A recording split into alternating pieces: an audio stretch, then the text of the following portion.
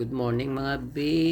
For today's video nga pala, magluluto tayo ng itlog sa taas ng sinaing dito sa rice cooker. Subukan natin to kung maluto man ito siya. Kinubusan tayo ng mantika kay scatter natin. Yan, scatter pa more.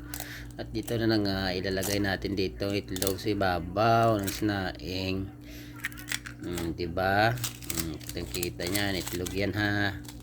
Paglalagyan natin siya ng asin para may lasa man siya kunti lang.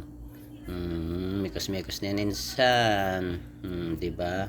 At ito, tatakpan natin yan mga B. Magantay tayo ng mga 5 minutes at tingnan natin kung naluto talaga siyang itlog.